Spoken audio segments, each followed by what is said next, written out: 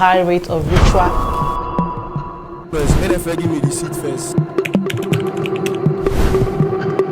In 2023, in Mpumalanga, South Africa, this family experienced what they called bitterness, wickedness, heartlessness, in short, vile wickedness. The family of Sanderson agreed to send their 22 years old grandson, that's Siyanbonya, to go and live with his grandfather, Albert Sanderson. Albert's children must have thought to themselves that, okay, this man is old, lonely, and would need someone probably strong enough. There's so much crime happening around, so this man would need someone else to be with him, to kind of protect him, if I'm to use that word. And that was how they agreed to send his 22 years old grandson Siyanbonya to go and live with him.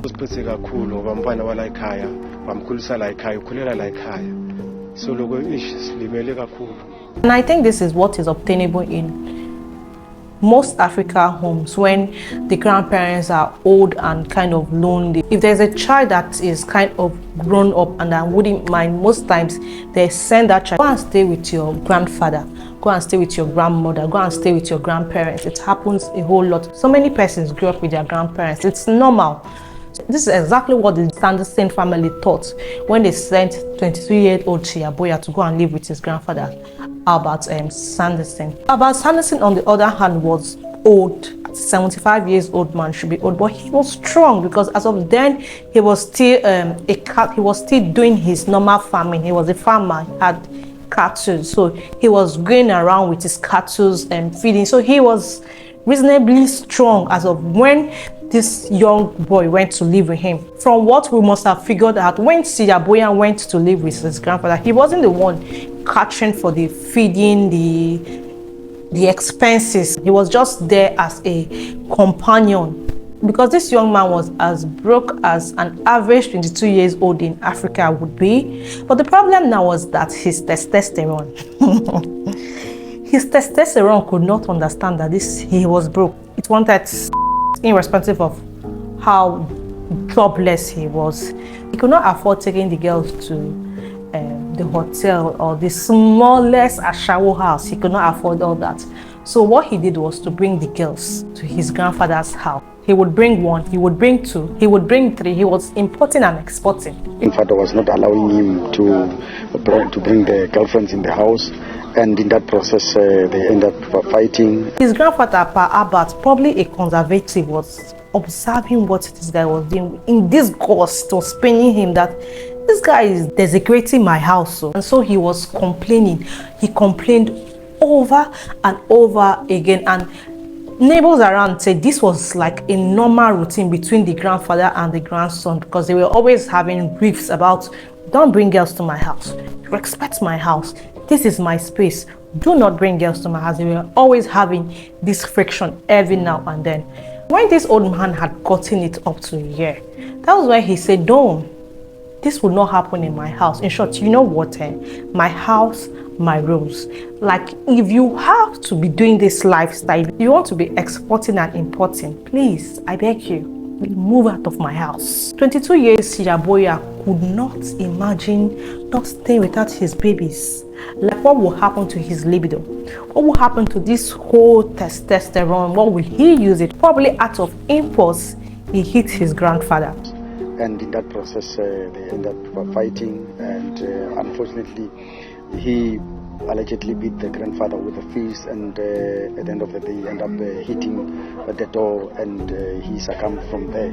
Probably over and over again, because somehow, on that particular day, Pa Albert lost his life. And when this happened, Siyanbonya never called for help. He made sure that the old man was dead. You know what he went to do? He went to the backyard, dug a shallow grave, and buried the man. Came back to the house, sat down, crossed his leg as if nothing happened, and started living his normal life. And no grandpa to shout at him, no grandpa to scold him. Like, he didn't do anything to prove that he didn't murder that man intentionally. He lived his life as if nothing happened. Now he could afford to bring the girls. He could afford to import and export girls the way he liked. Nobody questioned him. After a few days, this thing happened.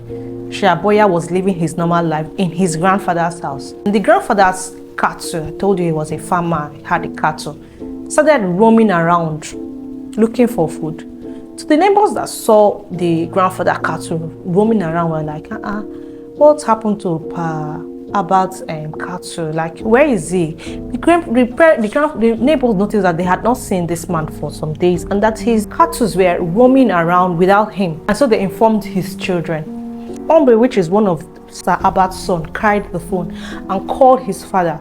His father's number was not going. He decided to come to the house.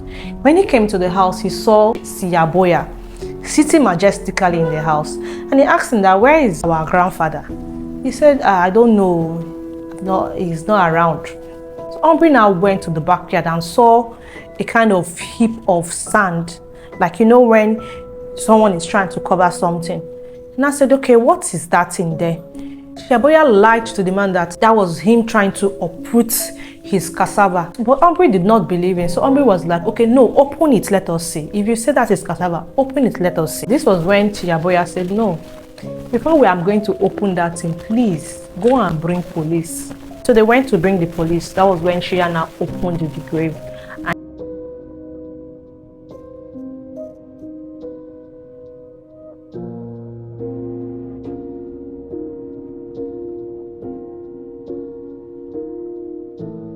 And yeah, and behold, it was 75 years old per Albert, buried in a shallow grave there. Now, at this point now, I am beginning to think that this boy is not okay. Like, I don't know. I think his head is screwed or something. Because when they went to the court now, he said that he wanted to defend himself, that he didn't need any lawyer, that he should be the one to defend himself. Like, you murdered your grandfather. You did not run. As in, like, most murderers, when they do these things like that, they will just run away, Abby. But you did not run. What were you thinking? Better for his sons to come and you told them that they should bring police. Now you say you want to defend yourself. So guys, most of these things that are happening, sincerely, some people are not okay. Just be careful. Just because I don't have any more thing to say, just be careful. Once again, my name is Jeremiah and I talk about true crimes happening in Nigeria, happening in Africa. Please do join the family by subscribing to our YouTube channel. If you're watching from Facebook, please comment, like and share. I'm going to be seeing you in my next one. Bye bye.